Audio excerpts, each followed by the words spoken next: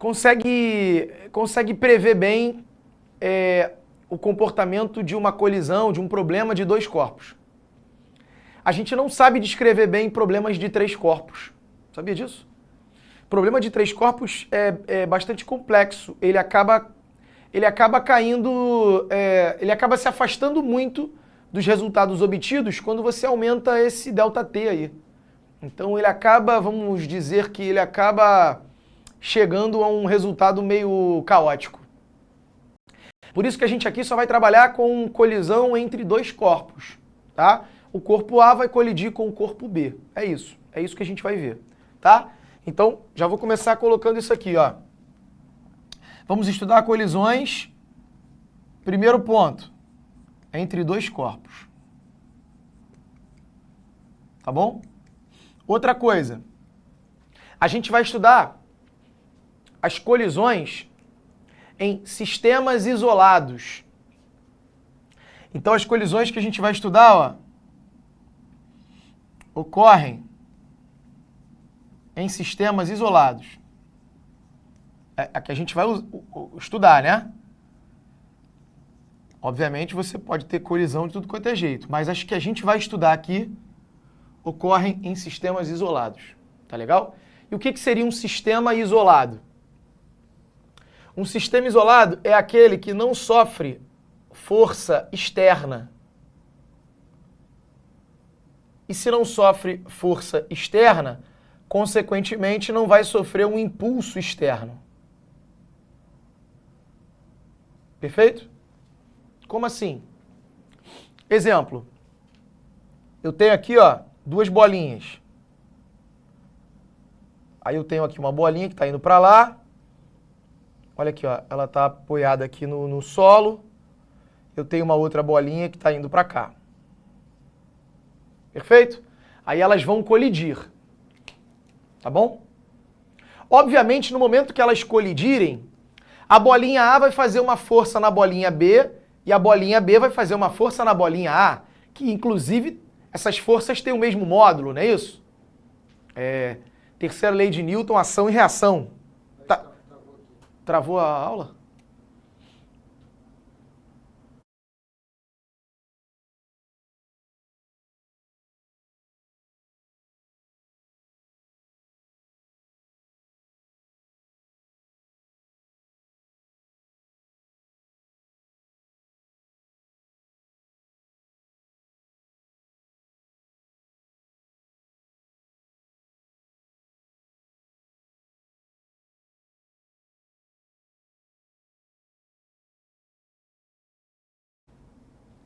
Voltamos, Arthur. Voltamos.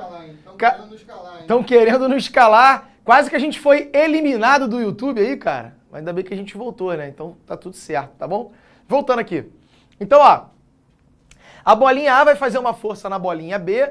A bolinha B vai fazer uma força na bolinha A, né? Essas forças têm mesmo módulo, certo? Por conta da... Travou de novo. Tá indo?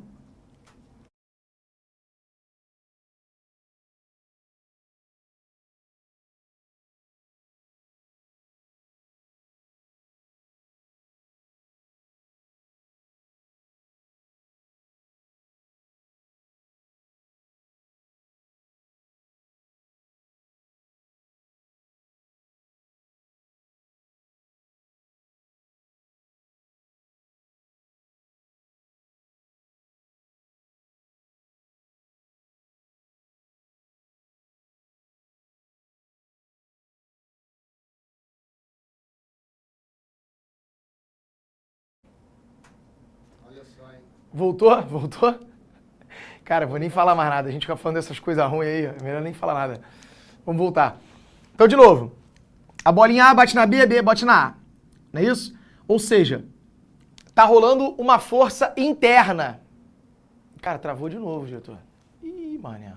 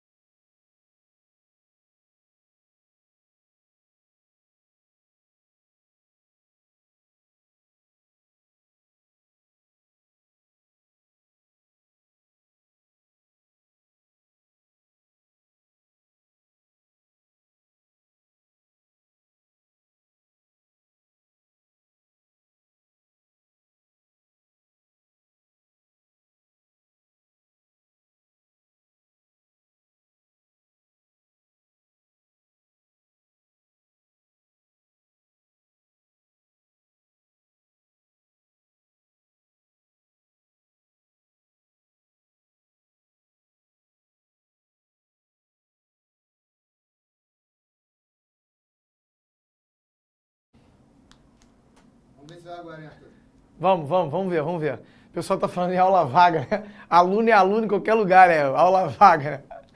Vamos que vamos, aula de física. A gente vai conseguir, diretor. Vamos conseguir, diretor. Vamos lá. Então, de novo, eu tava falando aqui das forças, tá?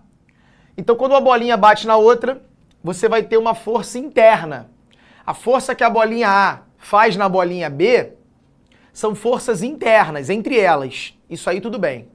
O que é um sistema isolado? Um sistema isolado seria: ninguém vai fazer força nas duas bolinhas. Só pode rolar força entre elas. Se ninguém fizer força nas duas bolinhas, as duas bolinhas não sofrem impulso. O sistema não é impulsionado. Então eu vou dizer que esse sistema é um sistema isolado. Tá? Aí você pode até falar assim, argumentar comigo. Professor, mas essas bolinhas sofrem forças externas, quer ver? Sofrem. Elas estão sofrendo um peso, né? E uma normal. Perfeito? Ambas estão sofrendo aí, ó, uma força-peso e uma normal. Mas essa força-peso e essa normal se anulam. E no final das contas, a força resultante externa de corpos que não são as duas bolinhas, né, essa força resultante externa é zero. Então, no final das contas, as únicas forças ali que essas bolinhas vão sofrer de fato serão as forças internas, ou seja, a força que uma faz na outra. E aí, o que acontece? Se o impulso externo é zero, isso significa que a variação da quantidade de movimento vai ser zero. Ou seja, a quantidade de movimento do sistema se conserva. Eu vou dizer então, ó, que a quantidade de movimento antes vai ser igual à quantidade de movimento depois. Em outras palavras, qualquer colisão que a gente estiver estudando, a gente vai igualar isso aqui. Quantidade de movimento antes igual a quantidade de movimento depois. Por quê? Porque a gente sempre vai estar estudando colisões entre sistemas isolados. Basicamente é o seguinte, essa bolinha está em movimento. Aí ela vai bater nessa bolinha, vamos supor que essa bolinha vai ganhar movimento para lá. Se ela vai ganhar movimento para lá, essa aqui vai perder um pouco do movimento. Entende? O que vai acontecer é que se uma ganhou quantidade de movimento, a outra perdeu quantidade de movimento. E no final das contas, a quantidade de movimento se conserva. Ou seja, se eu somar as quantidades de movimento das bolinhas antes da colisão, tem que ser igual às quantidades de movimento das bolinhas depois da colisão.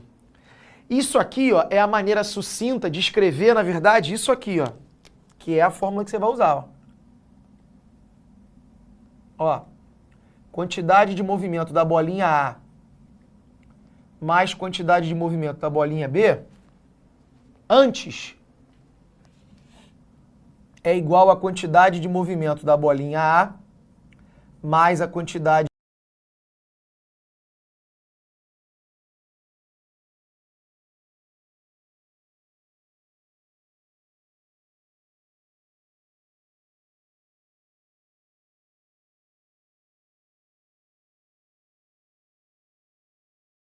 de movimento da bolinha B depois. Aí veja, eu chamei de velinha, né? A velocidade depois da colisão. Você lembra da nossa última aula que a gente falou que quantidade de movimento é massa vezes velocidade. Tá certo? Então isso aqui, ó, é isso aqui. Né? Quantidade de movimento das duas antes tem que ser igual à quantidade de movimento das duas depois. Se eu somar elas antes, tem que dar o resultado depois. Perfeito? Isso é o que a gente vai usar em qualquer colisão. Qualquer colisão a gente vai usar esse princípio. Quer ver? Vamos começar? Diretor, deixa ali rapidinho no quadro, que eu quero fazer uma questão com eles aqui para a gente poder visualizar isso. Então vamos lá, vamos na primeira mesmo. Bota na tela para mim, por favor, diretor.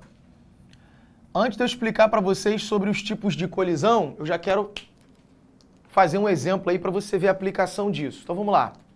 Um carro de massa 2.000 quilos colidiu com outro de massa 1.500 quilos que estava parado no semáforo. Considerando que após o choque os dois carros andaram juntos com uma velocidade de 20 km por hora, podemos considerar que, dentre as velocidades apresentadas, a mais próxima de ser a do carro que provocou o acidente no exato momento da colisão corresponde em quilômetros por hora a... Então, olha lá. Eu tenho um carro aqui, ó, de 2.000 quilos, que vai bater num carro de 1.500 quilos. Certo? Ele tá vindo, esse carro aqui tá vindo, e esse aqui tá parado. Esse aqui tem 2.000 quilos, esse aqui tem 1.500. Esse aqui tá vindo com uma velocidade, ó, que eu não sei. É o que ele quer descobrir. E esse tá parado. Então eu vou dizer que VA, eu não sei. E VB é 0. Ou seja, a velocidade do carrinho B antes da colisão é 0, ele estava parado. E a velocidade do carrinho A antes da colisão? Não sei, é o que ele quer descobrir. Perfeito? Aí depois da colisão, o que vai acontecer? O carrinho A, ó, tá engatado aqui no carrinho B.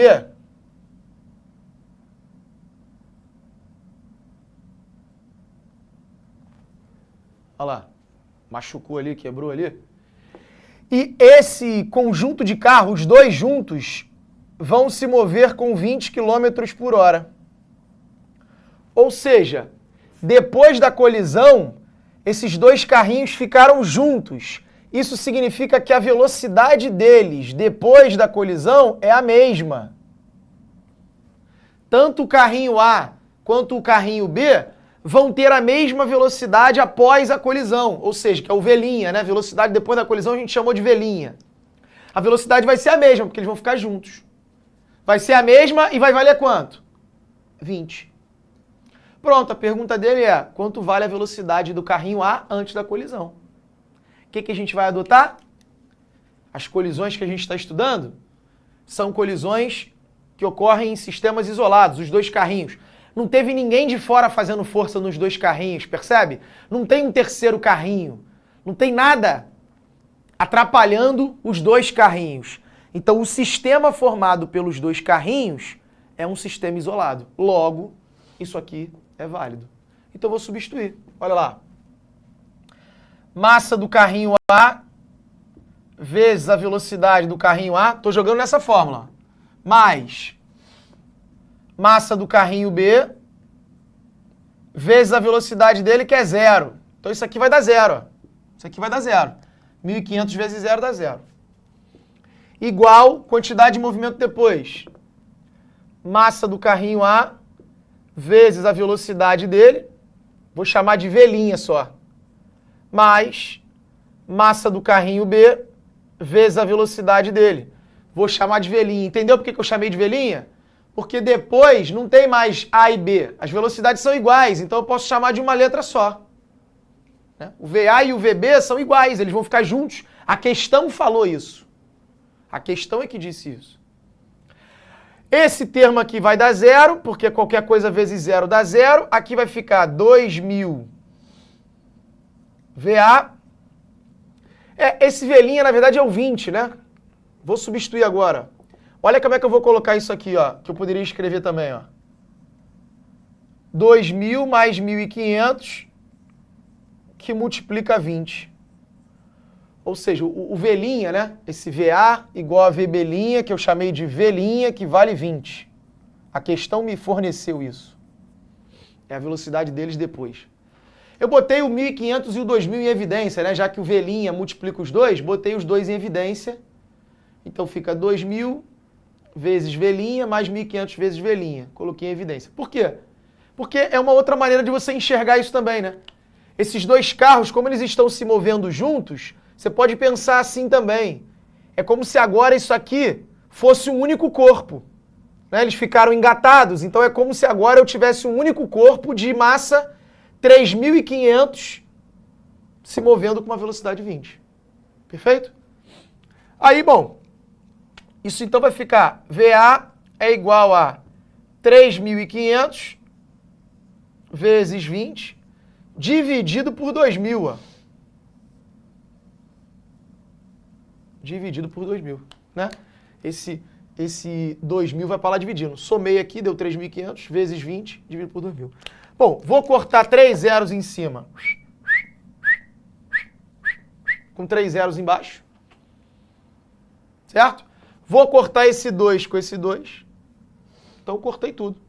Sobrou 35. Então, a velocidade do carrinho A era 35 km por hora. Essa é a velocidade do carrinho antes da colisão. Maravilha? Perfeito? Então tá aí. Estudo da colisão. Ó, isso aqui, por exemplo, é muito usado em balística. Esse estudo de colisões, diretor. Muito usado em balística. Por quê? Tem uns esquemas assim, você pega uns blocos, né, pendurados, e aí você, por exemplo, dispara uma bala, né, com uma arma, de maneira que essa bala vai bater no bloco, vai ficar alojada no bloco. E aí, quando ela bate no bloco, esse bloco sobe, né? Ele vai subir até uma certa altura aqui, ó. Certo? Tem uma câmera filmando, a câmera filmando consegue observar até que altura ele subiu.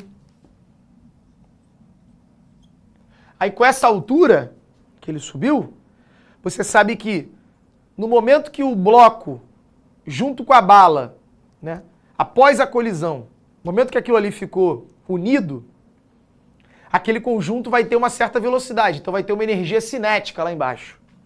Conforme vai subindo, essa energia cinética vai virando energia potencial gravitacional. Lembra que a gente já estudou isso? Então, se eu descubro a altura, eu consigo descobrir qual é a velocidade. E se eu tenho a velocidade pós a colisão e tenho as massas, eu descubro a velocidade da bala antes da colisão, fazendo um cálculo parecido com esse. Tá vendo? Aí eu descubro a velocidade da bala. Aí eu consigo saber, por exemplo, qual é a velocidade que cada arma dispara na bala. Ah, um fuzil 7.62, um fuzil M4, uma pistola não sei de que, 9mm, Glock, um revólver 38. Então cada bala vai sair com uma certa velocidade e a gente pode calcular isso, por exemplo. Perfeito? Show de bola? Muito bom. Tira esse print aí então, tá? Tira esse print porque agora eu vou falar um pouquinho sobre os tipos de colisões. Então, printou aí a número 1. Eu vou usar esse lado aqui mesmo, da questão, porque a gente basicamente então vai ter 3 tipos de colisões. Ó. A gente vai ter a colisão perfeitamente elástica, que o nome já é bem sugestivo. Ó. Então vamos lá. Quais são os tipos de colisões que vão aparecer para vocês? Primeiro, perfeitamente elástica. Tá? O que é uma colisão perfeitamente elástica? Como o nome já sugere, né? A velocidade com que as bolinhas se aproximam vai ser igual à velocidade com que elas se afastam. A mesma velocidade com que se aproximam, se afastam. Certo? Isso é uma colisão perfeitamente elástica. A mesma velocidade, se aproximou, se afastou. É óbvio que para isso acontecer, você tem que ter total conservação de energia. Então, na colisão perfeitamente elástica, a energia mecânica se conserva. Essa colisão aqui é uma colisão irreal, né? Isso, na verdade, a gente só aproxima isso, mas você não tem isso, porque, inevitavelmente, você vai ter dissipação de energia. O que pode se aproximar muito desse tipo de colisão, por exemplo, aquela jogada de sinuca, uma tacada de sinuca, tem uma bola aqui parada, aí você dá uma tacada nessa bola, essa bola vem com uma alta velocidade, bate na bola que estava parada, e essa bola que está parada sai com a mesma velocidade que essa chegou. Ou seja, essa para e a outra sai. Então, ela vem, bate nela, Aqui bateu, para, a bola branca, e a bola preta sai com uma velocidade. Sabe? Essa velocidade que a bola preta sai é praticamente a mesma velocidade que a bola branca chegou. Pá! Isso é uma colisão perfeitamente elástica. Né? Ou pelo menos se aproxima muito. Obviamente que há dissipação. Faz barulho na hora do impacto? Já fez barulho, já dissipou energia. O local aquece um pouco, então dissipa energia. Ou seja, a velocidade que a bola preta sai não é exatamente igual à velocidade que a branca chegou, é ligeiramente menor. Né? Mas é algo que se aproxima de uma colisão perfeitamente elástica. Veja, a velocidade de aproximação é igual à velocidade de afastamento. Bateu, voltou. É a colisão perfeitamente elástica. Perfeito? Eu vou escrever isso daqui a pouco, essa relação aí de velocidade de aproximação e de afastamento. Ó. Daqui a pouco eu vou colocar aqui. Vamos lá. Colisão, ó. Colisão perfeitamente inelástica. É o outro tipo de colisão que a gente tem. O que é uma colisão perfeitamente inelástica? Aí, pô, é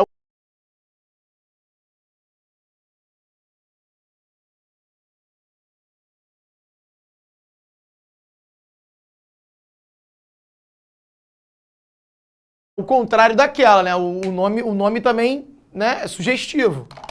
Uma colisão perfeitamente inelástica é que quando batem, não volta, não se afasta. As bolinhas batem e ficam grudadas. Um exemplo de colisão perfeitamente inelástica foi essa questão número 1 que a gente fez. Né? Um caminhão batendo num fusquinha. Bateu no fusquinha e saiu carregando. Isso é uma colisão perfeitamente inelástica. Os corpos ficam grudados após a colisão. Nessa colisão, cara, ocorre uma grande dissipação de energia mecânica. Ocorre uma grande dissipação de energia mecânica. Por quê? Vai dissipar em forma de calor, vai dissipar em forma de vibração, vai deformar os corpos, som. Então tem muita dissipação de energia. Colisão perfeitamente inelástica. E a outra colisão? Bom, a outra é a que não é nenhuma nem outra. É a colisão parcialmente elástica.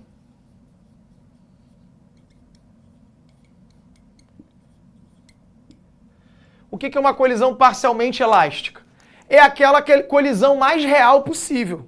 É a que mais ocorre, que você observa no dia a dia. Os carros batem, mas depois da colisão eles vão se afastar com uma velocidade um pouco menor. Né? Eles se aproximam com uma velocidade maior e na hora de se afastam mais lentamente. Pá! Tipo uma colisão entre dois carros, né? Pá! E aí se afastam devagarzinho. Isso é uma colisão parcial. Por quê? Não é nem perfeitamente elástica, porque aí seria o quê? Eles se aproximam com 200 por hora e se afastam com 200 por hora. Pá, pá! Isso seria uma colisão perfeitamente elástica. Não é. Também não é uma colisão inelástica. Eles não bateram e ficaram. Eles bateram e voltaram. Mais lentamente do que quando estavam se aproximando. Colisão parcialmente elástica. Professor, tudo bem, entendi isso aí. O que eu estou te explicando aqui é tudo de uma maneira mais lúdica, né? Só que a gente tem um cálculo matemático para definir isso. Isso que eu acabei de falar, de bater e ficar, bater e voltar com a mesma velocidade. Existe um cálculo para isso. Ó, nessa parcialmente elástica também ocorre dissipação de energia. A única que a energia mecânica se conserva é na perfeitamente elástica. Em todas as outras ocorre dissipação. Obviamente, na colisão inelástica ocorre uma dissipação maior. Por isso que eu botei aqui um grande, né? Uma grande dissipação. Aqui ocorre dissipação de energia mecânica, mas não tanto quanto na inelástica. Perfeito? Agora, vamos lá. como é que a gente traduz isso de forma matemática? Então, a gente definiu um carinha, que é representado aí pela letra E, que ele é chamado de coeficiente de restituição. Ele vai ser a velocidade relativa de afastamento pela velocidade relativa de aproximação. Esse é o coeficiente de restituição. Ou seja, a velocidade com que eles se afastam dividido pela velocidade com que eles se aproximam. Se essa velocidade com que eles se afastam for igual à velocidade com que eles se aproximam, a colisão é perfeitamente elástica, né? Exemplo. Aqui, vou botar um exemplo aqui rápido, só para você entender a ideia da velocidade. Não vou nem falar de massa, mas, por exemplo, ó, imagina que essa bolinha está vindo com 5 metros por segundo e essa outra bolinha está vindo com 3. Cara, se tá uma de frente para outra, uma indo com 5, outra vindo com 3, elas estão se aproximando com 8 metros por segundo. Essa é a velocidade com que elas se aproximam, a velocidade relativa entre elas. Elas se aproximam com 8 metros por segundo, né? Porque enquanto uma está se aproximando 5 metros em 1 segundo, a outra está se aproximando 3. Então, nesse 1 segundo, juntas, elas se aproximam 8 metros. Aí, vamos supor que bateu e, sei lá, essa aqui foi embora com 6 metros por segundo e essa aqui foi embora com 2. Vamos supor. Elas também estão se afastando com 8. Então, elas se aproximaram com 8, bateu e se afastou com 8. A velocidade com que se aproximam é igual à velocidade com que se afastam. O coeficiente de restituição ali daria 1, né? Porque 8 dividido por 8. Essa colisão é uma colisão perfeitamente elástica. Por isso que a gente diz que na colisão perfeitamente elástica, o coeficiente de restituição vale 1. Outro exemplo. Ó. Colisão perfeitamente inelástica. Essa bolinha vem, sei lá, com uma velocidade de 10 metros por segundo e essa aqui estava parada. Aí elas vão bater e as duas vão juntas. Com qualquer velocidade, sei lá, 2 metros por segundo. Não importa a velocidade depois. Elas não se afastam. A velocidade relativa de um para outra é 0. Uma não está se movendo em relação à outra, porque elas estão sempre juntas, elas não se afastam. Então elas se aproximam com 10, mas a velocidade de afastamento é 0. Então assim, 0 dividido por 10 dá 0. Como a velocidade de afastamento é 0, elas não se afastam, né? Na colisão inelástica, o coeficiente de restituição é 0. O Ezinho vale 0. Alguém mandou a pergunta ali, ó. Inaê. Inaê falou, essa fórmula serve para os 3 tipos? Perfeito, Inaê. Isso aqui, ó, é para qualquer colisão. Qualquer uma das 3 colisões, a quantidade de movimento se conserva. A energia que não. A energia só vai conservar na perfeitamente elástica. Mas a quantidade de movimento vai se conservar em qualquer uma dessas 3 colisões. Claro, né? Admitindo que isso é um sistema isolado. Só teve força entre as 2 bolinhas ali, acabou. Quantidade de movimento vai sempre valer. Tá bom? A Maria Eduarda Ribeiro perguntou se isso aqui era uma raiz ou era uma velocidade. Não tem raiz nenhuma aqui, é tudo velocidade, tá? É tudo velocidade, essas coisinhas aí que parecem uma raiz, mas é V. Tá bom, Maria Eduarda? Beleza. Agora um outro exemplo. Olha lá. Imagine que as bolinhas estão se aproximando. Sei lá, essa aqui com 5 e essa aqui com 1. Então elas estão se aproximando com 6 metros por segundo. Aí elas batem e depois da colisão elas se afastam. Vamos supor que essa se afasta com 2 e essa aqui com 1. Ou seja, elas se aproximavam com 6, se afastam agora com 3. Então a velocidade de afastamento é menor do que a de aproximação. Mas não é zero. E também não é igual. Então não é nem essa colisão e nem essa. Ou seja, essa colisão está no meio do caminho. A velocidade de afastamento é menor do que a de aproximação. Quando você fizer então essa divisão, você vai achar um número menor do que 1. Porque você está dividindo um número, dividindo por um número maior do que ele. Então esse resultado vai dar um 0, alguma coisa. Ou seja, na colisão parcial, o coeficiente de restituição ele está entre 0 e 1. Que é exatamente o que a gente falou. Está no meio do caminho, né? Não é nem 0 nem 1. A parcial está no meio ali. É um 0, alguma coisa. Perfeito? Esse coeficiente de restituição, ele ainda pode ser escrito, assim, de uma maneira mais para você calcular mesmo esses valores, da seguinte maneira. O módulo de VB' menos VA', que são as velocidades depois da colisão, dividido pela velocidade A menos a velocidade B, que são as velocidades antes da colisão. Tá aí. Isso aqui, ó, é o coeficiente de restituição. Perfeito? Isso é o que a gente vai usar em todas as colisões. Mas basicamente, eu vou te falar uma parada, olha só. Existem exercícios, vamos lá agora, recado mais pragmático.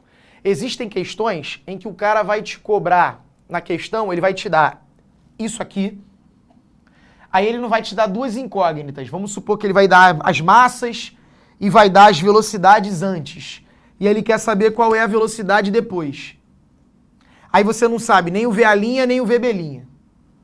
Aí não vai dar para resolver só com essa equação, porque tu tem duas incógnitas. Só que aí ele fala que a colisão é perfeitamente elástica, ou a colisão é parcialmente elástica, com coeficiente de restituição 0,6. Sei lá, ele te dá esse cara. Então se tu tem esse cara, tem o VA, tem o VB, mas não tem o VB' nem o VA', vai cair num sistema. Você vai ficar com essa equação e duas incógnitas. Você não sabe VA' nem VB', só que aí você substitui uma na outra. Vou fazer aquele método da substituição, você resolve. Mas esse, cara, é o exercício elevadíssimo de colisões. Esse aí é o mais difícil. Qual é o clássico? Questão de colisão para você fazer ali que de repente aparece e tal, tem que fazer. Isso aqui. Isso aqui mata 90% das questões de colisão. Algumas questões acabam envolvendo isso e isso. Há outras questões que envolvem isso, o coeficiente, da fala da energia mecânica. Mas na maioria das vezes, cara, quantidade de movimento, a conservação da quantidade de movimento já resolve. Certo? Cara, tira um print aí. Tira um print pra gente fazer mais uma questão, pra você ver como é que a gente pode resolver isso. Vamos lá. Por exemplo, ó, vamos ver essa questão 4 aí. A galera já printou. Deixa eu apagar o lado de cá. Diretor, coloca na tela pra mim a questão 4 aí. Saideira. Ó, não vai embora não, hein? Física 2 hoje a gente vai entrar no assunto de magnetismo, cara. Muito maneiro. Trouxe uns ímãs aí, pó de ferro, umas maluquice aí, que eu vou mostrar pra vocês. Tô cheio de experimento aí hoje. Então não vai embora não. Aula de magnetismo, uma bússola, várias coisas legais pra gente ver. Então vamos lá. Um projétil de 5 gramas é disparado horizontalmente contra um bloco de madeira de 495 gramas, que estava em repouso sobre uma superfície horizontal. Após a colisão, totalmente inelástica, o bloco é lançado a 2 metros por segundo na mesma direção e sentido inicial do projétil. Veja, é uma colisão totalmente inelástica, então o projétil e o bloco ficam juntos, né? Depois da colisão. A velocidade do projétil antes do choque era de... E aí ele quer saber essa velocidade. Despreze aí a resistência do ar, o atrito com o bloco, e do bloco com o plano e tudo mais. Então vamos lá. Vamos embora. Questão 4, ó. Então eu tenho um projétil de 5 gramas, ó, né, que vai bater ali no bloquinho. Tem um bloquinho que inicialmente estava em repouso, ó. O projétil está vindo, vai bater no bloquinho. Quando bater no bloquinho, o que vai acontecer? Esse bloquinho, ó, o projétil vai ficar aqui dentro e eles vão se mover aí com uma velocidade de 2 metros por segundo. O bloquinho tem 495 gramas. Volta lá, diretor, rapidinho. E o bloquinho estava inicialmente, ó, em repouso. Então vamos comigo. Isso é uma colisão perfeitamente inelástica. Ó, quantidade de movimento antes é igual à quantidade de movimento depois. Só que qual é a parada? Depois, os dois vão ter a mesma velocidade, né? Então você pode escrever até isso aqui, ó, na colisão inelástica. Os dois vão ter a mesma velocidade. Então são as duas massas se movendo com a mesma velocidade, como se fosse um corpo só agora. Bom, vamos lá. Esse bloquinho estava em repouso inicialmente, então essa velocidade aqui é zero. A velocidade do bloquinho antes da colisão é zero. 0 vezes m dá zero. O projétil tinha massa de 5 gramas e velocidade v, que é o que eu quero descobrir. Depois eu fiquei com 5 mais 495, porque passaram a ser um corpo só que agora com velocidade 2 metros por segundo. Então, pô, isso aqui vai dar 500, 500 vezes 2 vai dar 1000. Então, 5V igual a 1000. O 5 passa para lá dividindo. V, então, vai ficar 1000 dividido por 5. 1000 dividido por 5 vai dar 200. Perfeito? Galera, ó, as unidades, fica tranquilo. A unidade que você usar lá, se você usar aqui, não tem problema. Por exemplo, tu viu que estava tudo em grama, né? Você talvez pudesse ficar com essa dúvida. Professor, não tem que passar para quilograma? Não, porque isso aqui está em grama, aqui está em grama, aqui está em grama. Está todo mundo em grama? Grama lá, grama cá, não tem problema. Aqui na outra questão eu fiz em quilômetro por hora. Se as velocidades lá estão em quilômetros por hora e aqui está em quilômetro por hora, não tem problema. Tu não pode misturar. Não pode lá estar metro por segundo, aqui está quilômetro por hora. Você pode usar qualquer unidade que você quiser, mas todo mundo tem que estar na mesma unidade. Todas as massas e todas as velocidades. Show de bola? Maravilha? Pô, é tranquilo. Colisão é tranquilinho, não é não? Bonitinho, pô. Faz as paradinhas ali, papapá. Moleza, moleza. Questãozinha de colisão é moleza. Então, ó, gabarito é letra B. E é isso. Perfeito? Diretor, deixa a galera tirar o print lá da número 4. Aí, ó. Tranquilão, tranquilão. Deu uma quedinha ali de leve, mas... Voltamos mais forte. Ó, voltamos mais forte. Eles estão achando que vão derrubar a gente, os Illuminati. Mas a gente está aqui. A gente não vai ser derrubado. Flamenguista, né? É, isso aí, galera, já mandou, já entraram lá no sistema e tal. Mas ó, então vou dar uma paradinha rapidinho agora, tomar um café, beber uma água. Daqui a 15 minutinhos eu tô de volta. Magnetismo, cara, não vai embora, a aula hoje vai ser muito legal, tá? Então espero vocês aí. Valeu! Assista nossas aulas a hora que você quiser. Vem com o Pro, o cursinho online que mais aprova no Enem. Assinem proenem.com.br.